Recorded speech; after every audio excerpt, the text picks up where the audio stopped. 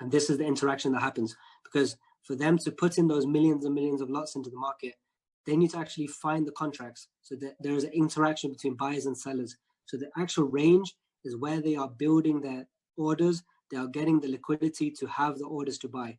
That is the actual intent of what is going on.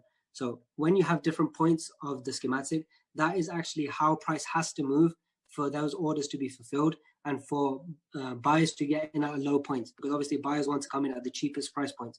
So those STs, or those drives to the low, are simply price dipping lower to get a cheaper price point for buyers and to get rid of supply. That's what they're trying to do. So that is ST. Oops. That is the purpose of your STs, secondary tests. Then you have eventually a spring.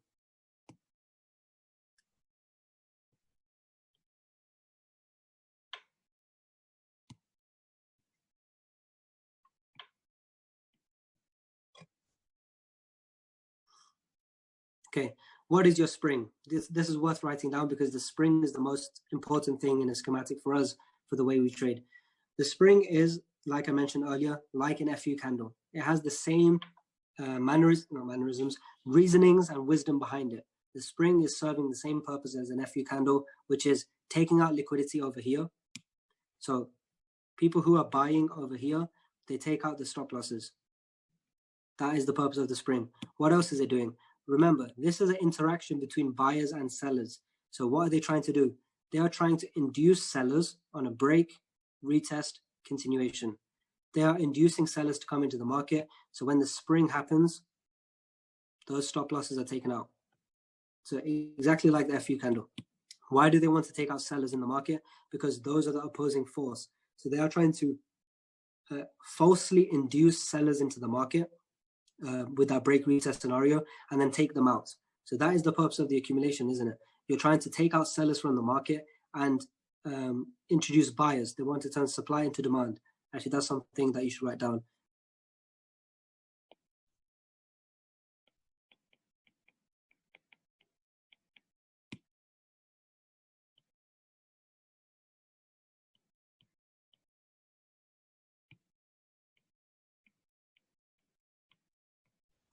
An accumulation is simply a mechanism to turn supply into demand. That's actually what it is. And the interaction that is happening inside the schematic is actually a necessity for those multiple institutions to put in those millions of lots that they want to have, which is an interaction between buyers and sellers, and they want to get rid of supply. They want to build in their orders, ladder in their entries. And the last thing that they want to do is to take out weak-handed buyers, which I mentioned earlier.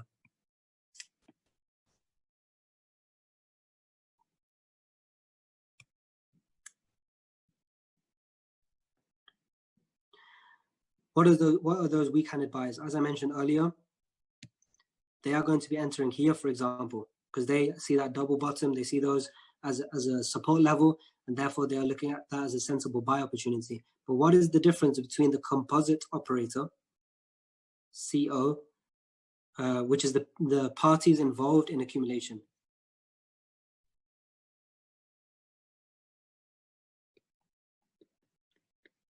I don't know if that's a word, but the parties involved in accumulating, the accumulators, those are the composite operators. Those are the people who are directing the market right now. They are the ones putting in the big money, and they are the ones trying to control the market, the composite operators, versus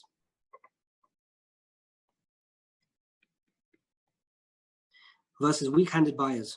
So both of these people are buying, right? Both of these people are trying to buy. The only difference is they have different intents. So the people who are accumulating, the composite operators, their intent is to have a change in direction of the market, turning sell into buys, turning supply into demand, turning that bearish market into a bullish market. That is what the composite operator is trying to do. What is the weak-handed buyer trying to do?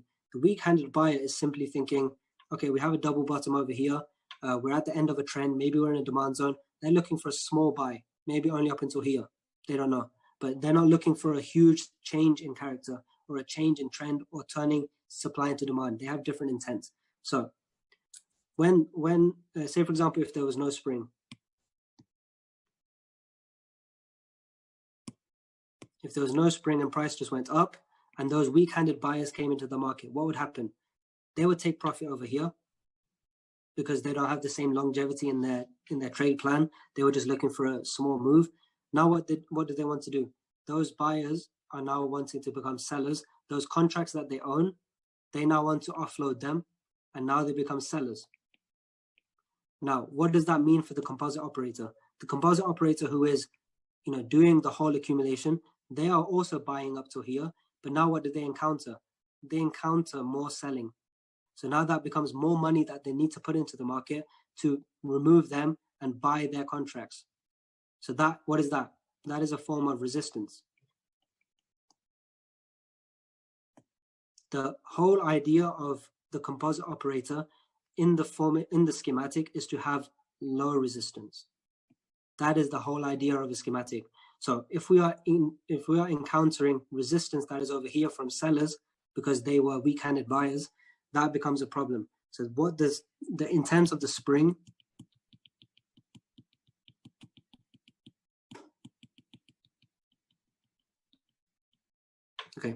the intent of the spring is those buyers that were coming in over here looking to have a small short-term buy, they are now taken out. Their stop losses are now taken out. So now we have removed sellers from the market by all of these different parts of the schematic where we have the interaction between buyers and sellers, and those buy orders are being picked up, accumulating buy orders, and then sellers are trapped into the market by thinking we're having a break retest situation. So sellers are induced into the market and taken out. And lastly, weak-handed buyers, their stop losses are taken out when you have that spring or FU candle, if you want to call it. So now who is left in the market? Sellers are taken out of the market because of the whole accumulation range and because of the FU candle.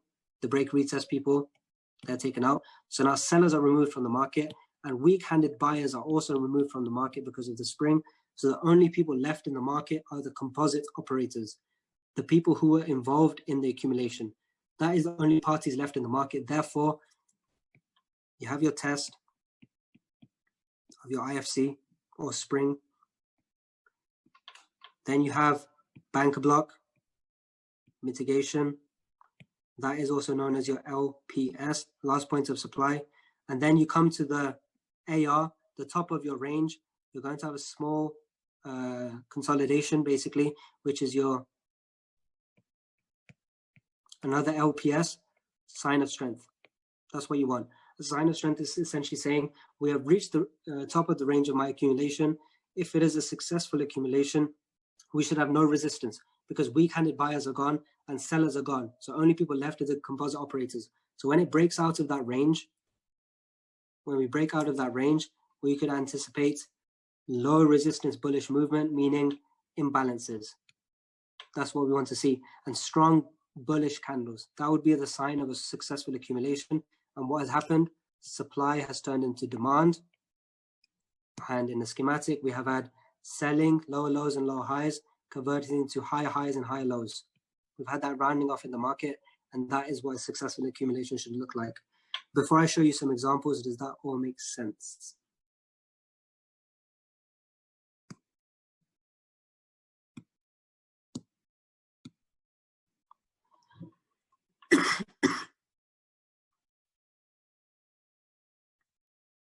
The equilibrium of the range doesn't matter too much.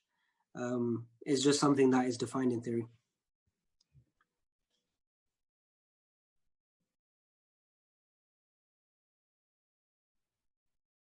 Yep, correct, Cameron. Weak-handed buyers don't have the same intent.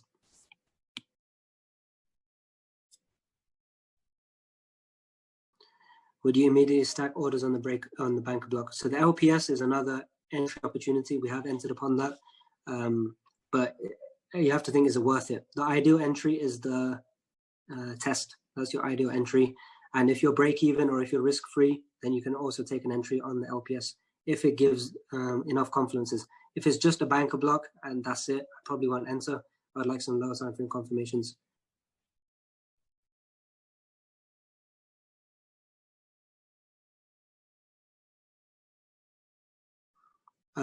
After the accumulation, you can enter, but you have to really have justification. Realizing that if you're entering after an accumulation, you're already late to the party. So you're not going to have the same risk to reward. It's just less favorable. You want to be entering on the test phase.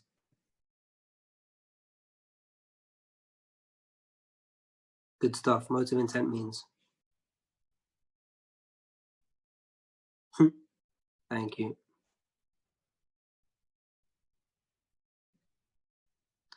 The test phase isn't really going to remove weak-handed buyers because it's not a play on liquidity. Like it's not purging through stop losses.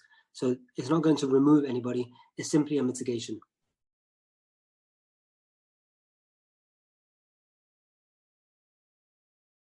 No, the when you have STs and then the spring happens, that doesn't take out the stop losses of the composite operator because the composite operator doesn't have their stop losses there.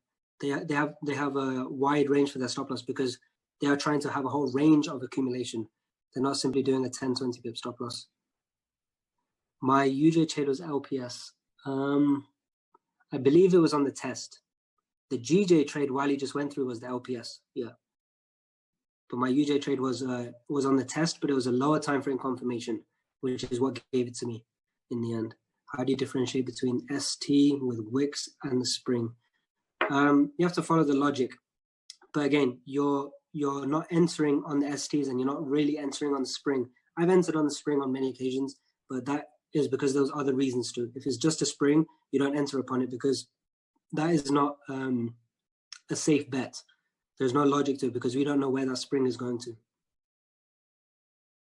Can you stack entries on the sign of strength? I actually took a loss, Musa, on CAD JPY on Friday.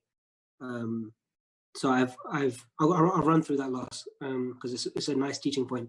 But it's exactly that. You can stack on the SOS, I've done it before and it works, but it's not the best place to enter. You want to be entering on the test. I've already entered on CAD JPY on the spring and on the test. So I was just looking for that third entry on the LPS around the SOS. But that one failed, so that one didn't work out for me. But I've already got my other two entries from the spring, so that's all good. Is a sign of strength of reaccumulation. Exactly. The sign of strength on the higher time frame is just a sign of strength, so a little consolidation. If you jump down to a lower time frame, I know this is chaotic, but if we are just looking at this segment, what we are seeing is higher high, higher low, higher high, higher low, higher high, bullish market. We might have a 1 minute accumulation here, break of structure, reaccumulation on the lower time frame, continuation. That's what's happening on the lower time frame. You zoom out on the higher time frame, you just see spring, test, LPS, sign of strength. But the lower time frame, yes, that was correct. Good question. Would you first TP in an accumulation schematic always be at the...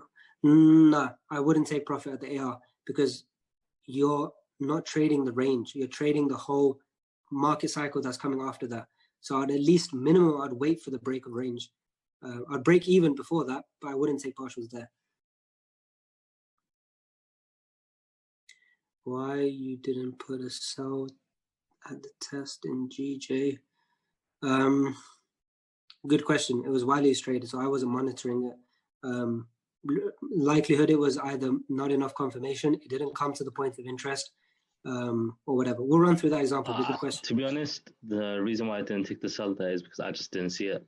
Okay, fair enough. When I opened up GJ to analyze it, that's how much data that has already played out already.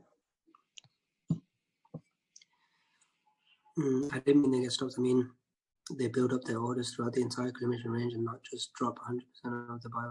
Yeah, they don't drop 100% of their orders at the spring.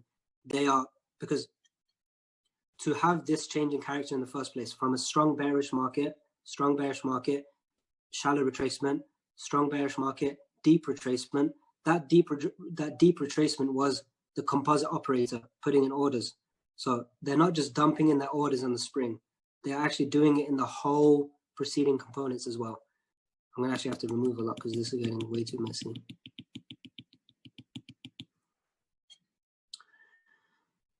Can the sign of strength be in a reaccumulation? Yes. Therefore, taking another entry. Yes, that's exactly what I did on my CAD JPY trade. I saw the spring happening, and on the 1 minute time frame, I saw a reaccumulation, so I entered that. I'll show you because I think it's in this PDF.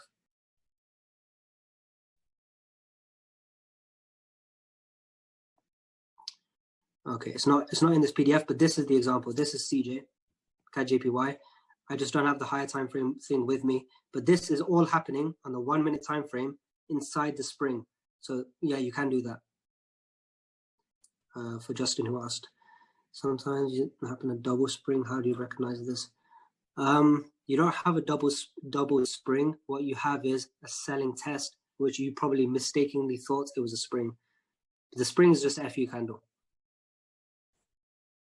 One last thing I forgot to mention, which is quite important. We are looking for all of this to happen. This is not a rule from Wycoff theory or anything. It's just a rule we made, is we will not take an accumulation schematic unless it's in a demand zone.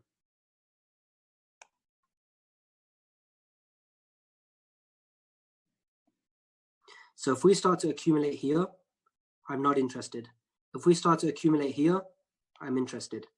That is the discipline you need to add into it, because you might miss opportunities because of that rule, but now you are more likely to get it, because logically speaking, where is the composite operator going to accumulate?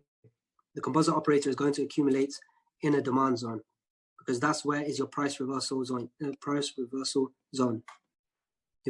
zone is a demand zone, so that's where you are likely to see an accumulation. That's how you can know the difference between, is that just going to be forming lower lows, or is that a selling climax, selling test spring?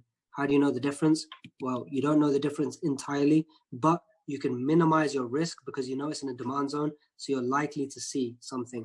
Spring test. That's more likely to happen here. How early do you set limit orders? Is it straight after the spring? It would be more like this.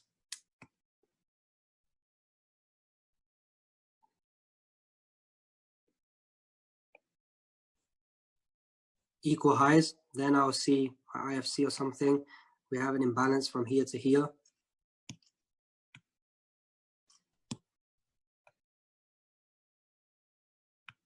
I'd set my limits once I've seen that retracement starting to happen. Then I'll say, okay, where is my zone of interest? Do I see imbalance which shows intent? And then my limit would be here, my stop loss would be there.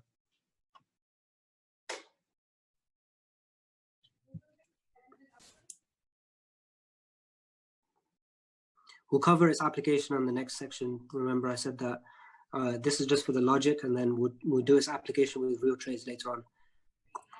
How do you determine supply and demand zones? Look for where price is reversed. And a true supply and demand zone usually leads to a break in structure.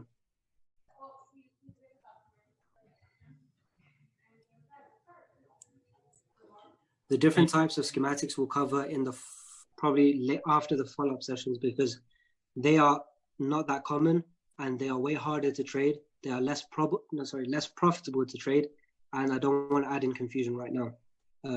I think the main thing that everyone should be focusing on in trading is type 1. Type 2 is rarer and it's harder to trade, even for myself. I don't trade them that often. How long do you leave limits in?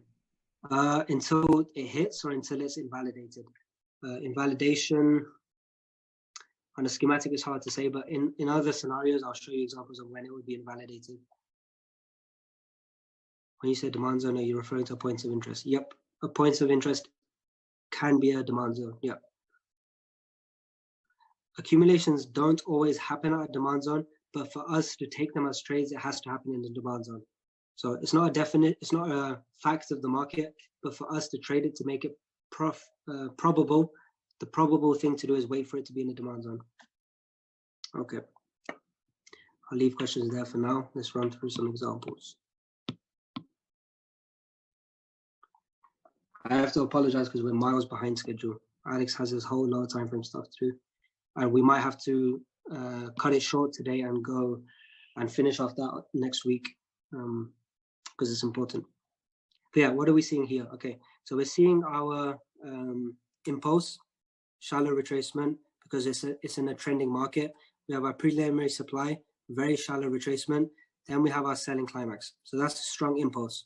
And if you're looking at the volume profile, you should anticipate an injection of volume. Why is there an injection of volume? Because that's where buyers are coming into the market. So you're having interaction of all of the selling volume and all of the buying volume. So you should see a spike in volume at the selling climax. How do we know that's the selling climax and AR? Because now we got from a shallow retracement, which is not even 50%, to now 75% retracement, and then eventually 100% retracement, equal highs. This is your sinus strength zone. Okay. ST, STB, irrelevant. We're not too focused with that.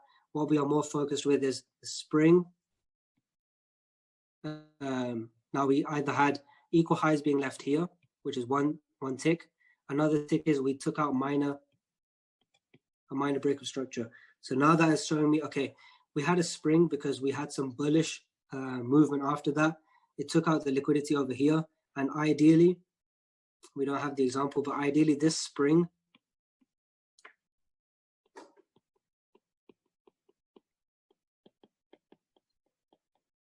mitigation of a previous IFC. That is ideally what the spring should be doing. So there have been times where I've caught an entry on a spring because I had a nice point of interest where that spring came to. It wasn't just a random IFC, but it was actually something a bit more encouraging. I'll show you an example of that in EU because I have one to mind. That's how you can catch the spring. But in reality, you want to wait for the spring, wait for those equal highs, and then enter on the test over here. And then you have your bullish price action after that. That's one example. Another example, I don't remember what this one is. Similar thing though.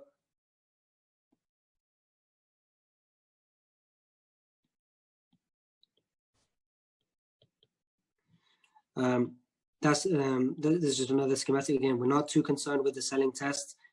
Selling climax just defines the range. AR just defines the range. We're not too worried about that stuff either. All we're interested in is the spring. Spring took out this area of liquidity. So equal lows. And then spring, minor break of structure.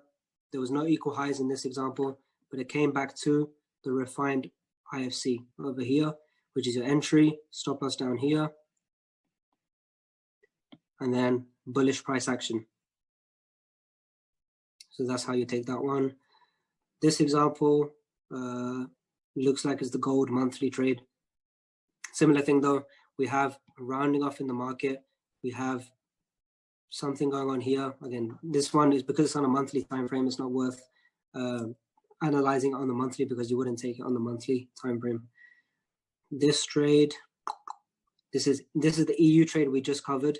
We have the equal highs with the Wally block stuff. But yeah, we had this accumulation that played out. This is all equal lows. This spring is basically an FU candle. On a lower time frame, you could have refined that entry to something. And reason being you can be confident in that is because after the spring, you had equal highs being left, referencing this area. So equal highs, minor break of structure over here. Test, mitigation, continuation.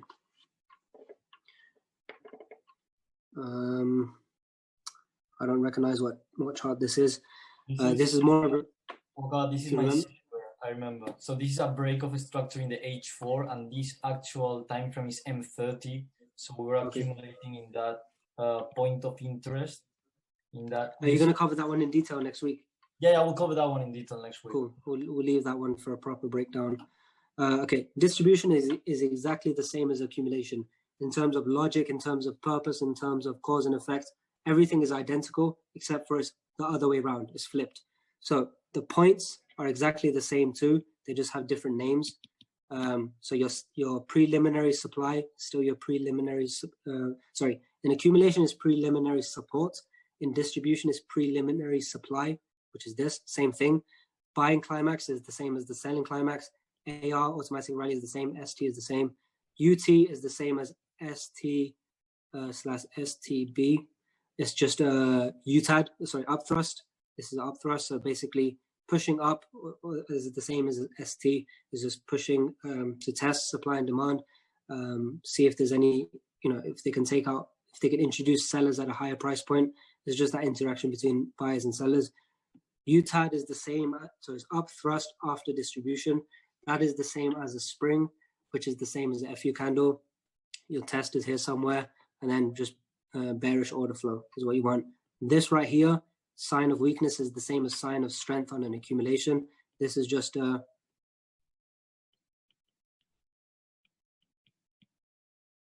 lower time frame redistribution equals your sign of weakness. That should be at the bottom of the range, which is defined by the AR. Usually I won't enter here. I'll just enter up here. That's ideal.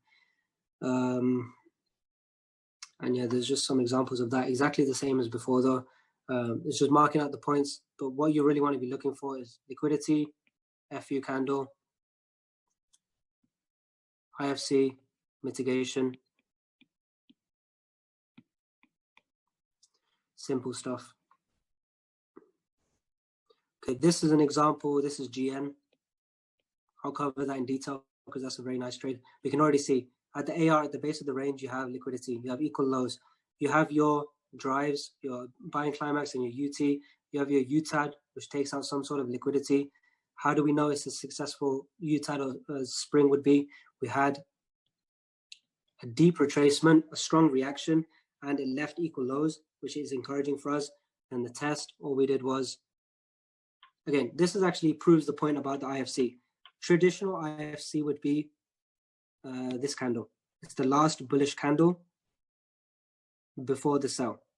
And the sell, that's your first bearish candle, that's your second bearish candle. So therefore, without that refinement, your entry would be there and your stop loss would be up here. Our refined IFC entry is here, stop loss is here.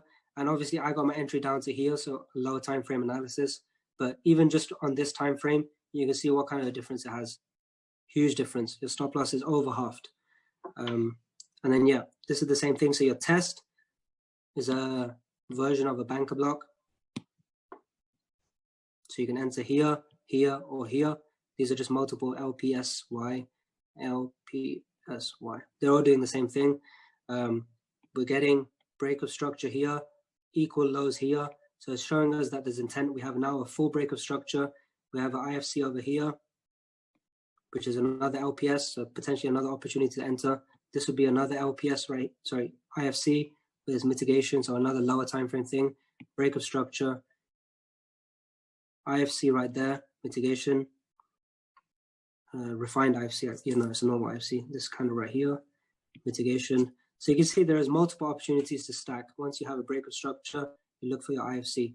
And then there was, this one is a mitigation as well of an IFC after a break of structure, but probably not worth taking because it is not even 50%. So it's not in a premium area. You want to be waiting for a deeper retracement for us to be taking that trade. So I wouldn't take that. I wouldn't take this entry. I'll cover that one properly in detail. This one, actually, this is the, I think, 4-hour time frame.